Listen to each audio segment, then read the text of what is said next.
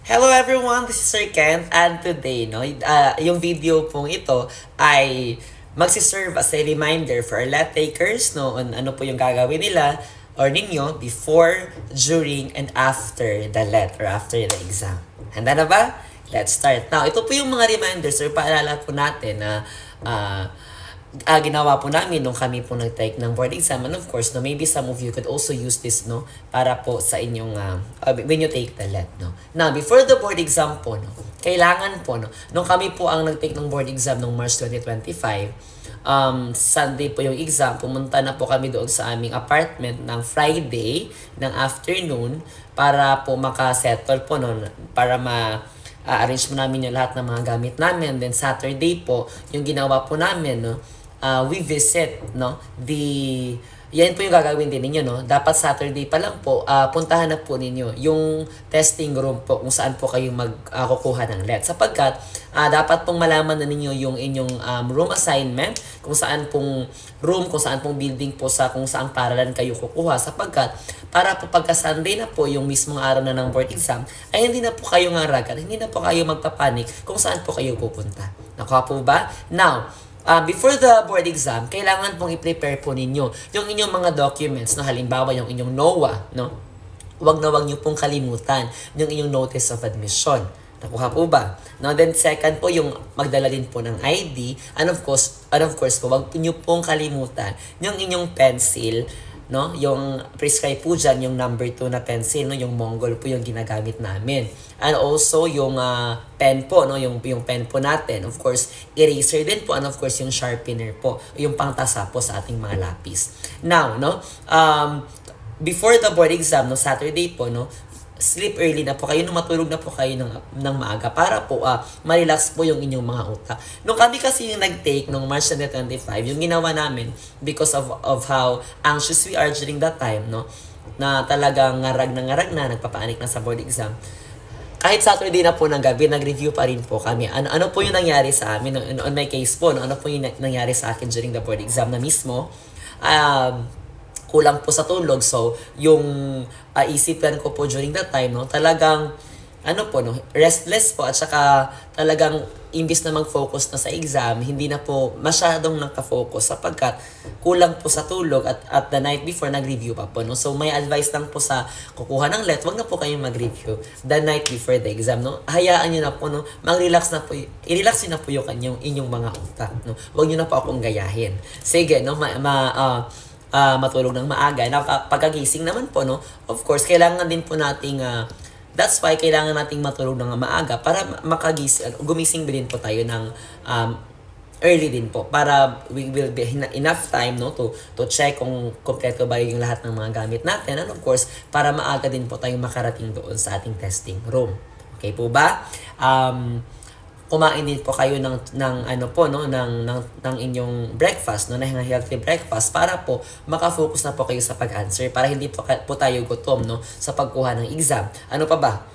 Arrive at the testing center early po, to avoid stress, and of course, to avoid delays. Bring snacks, that's advisable talaga, Magdala po tayo ng snack. Ako po, I brought snack when I took the board exam, then pinayagan na naman po ng proctor, na while taking the board exam, kumakain din po, At make sure lang po na kapag kumakain po kayo, na hindi po madumihan yung inyong mga scantrons. Kuha po ba? Let's be careful lang po, Also, let's wear the prescribed clothing po ng PRC. We have white na top, na plain po siya, tapos yung ating lower po, it's either na pants, and of course, yung ating dapat po closed shoes po talaga. Nung kami po nag-take, may mga rubber shoes naman din po, And then, basta siguraduhin lang po natin na talagang closed po, closed shoes po siya. Sige, ano pa ba?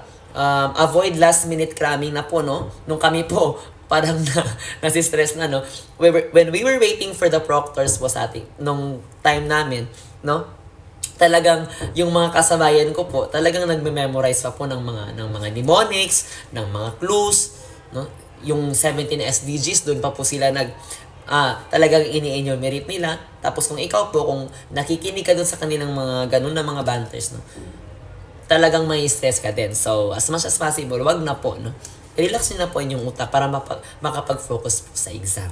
Kuha po ba? Sige, tapos na po yung ating mga reminders before the exam. Ito naman po yung ating reminders during na po sa exam mismo na nasa testing room na po kayo. Now, during the exam po, ito po yung isa sa mga napakahalagang reminders natin. Listen carefully po sa mga instructions na ibinibigay po ng ating proctors. Yung proctors po dyan, yung pinaka-powerful na tao during the board exam. Kaya po makinig po talaga tayo sa lahat ng kanyang mga sinasabi. Now, after that, mag-fill out po kayo ng inyong scantron, ng name, ng inyong paaralan, yung inyong yung number po, Sige. Now, kapag nag-answer na po, ito po, napaka-importante po to read each question po carefully before answering. Yung tip po dyan, hindi naman po lahat ng questions sa board exam ay alam natin, May mga items talaga doon na hindi natin masasagot in our first attempt or second attempt, Yung ginagawa po natin dyan, kapag hindi pa po natin talaga alam yung sagot, let's leave it na lang po, Tapos, balikan na lang po natin, And make sure na hindi po ninyo makakalimutang balikan po, Napakasakit pong hindi balikan.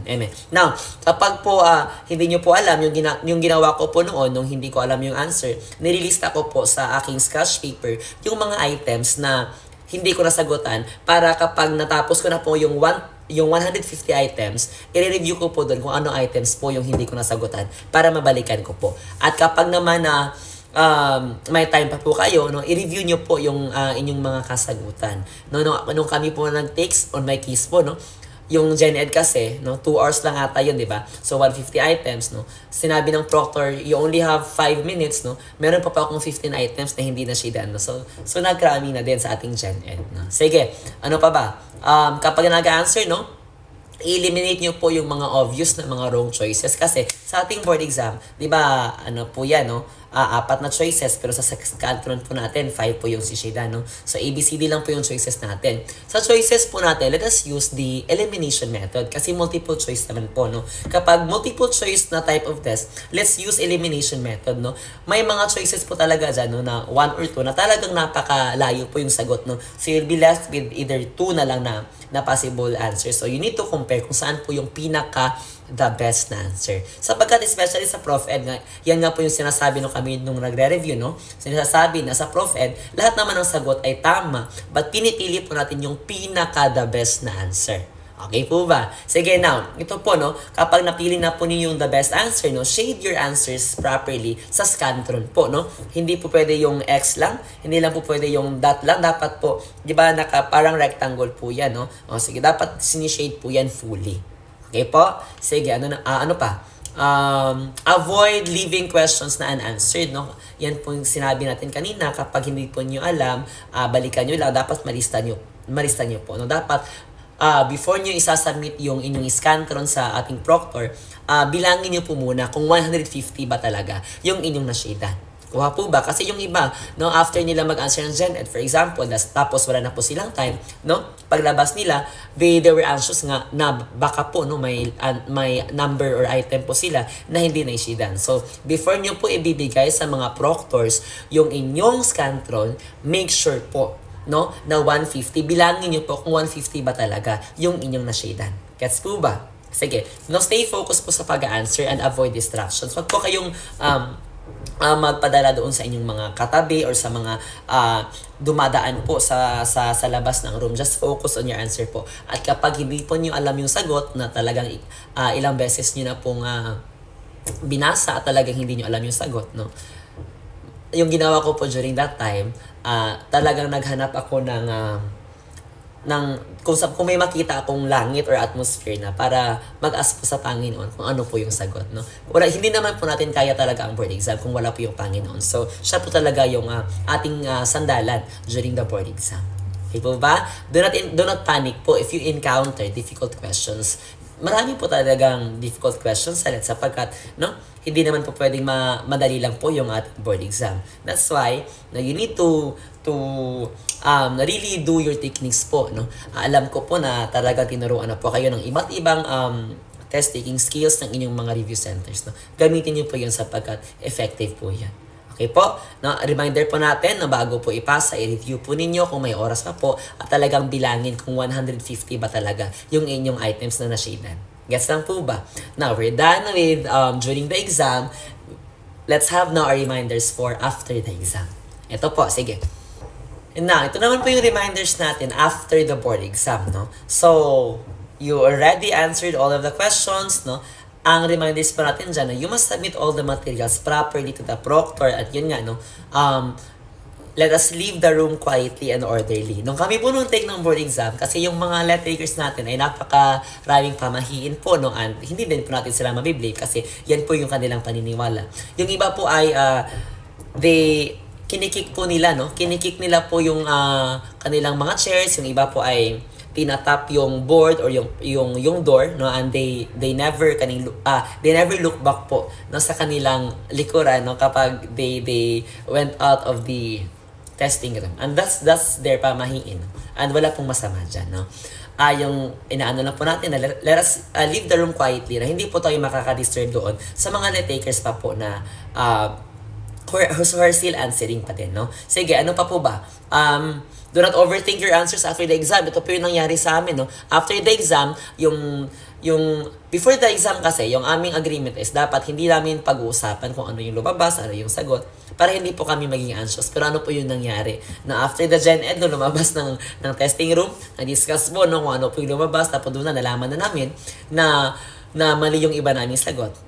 That's why pagkarating sa Prophet at Major, medyo bothered na po kami, no? So as much as possible, wag po ninyong pag-usapan kung ano po yung mga lumabas, no? Do not overthink your answers after the exam, no?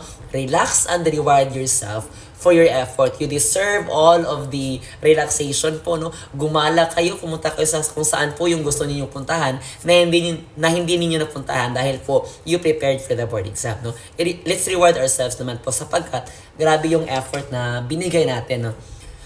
During the review season, excuse me.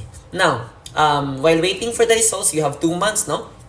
Kasi sa May pa po lalabas yung results, no? Stay positive po, no? While waiting for the results. Let's be optimistic po na maganda yung resulta, no? Iasa po natin at idalangin natin lahat sa ating Panginoon. Ano pa po ba? Pray and trust the process, of course. Ano pa ba?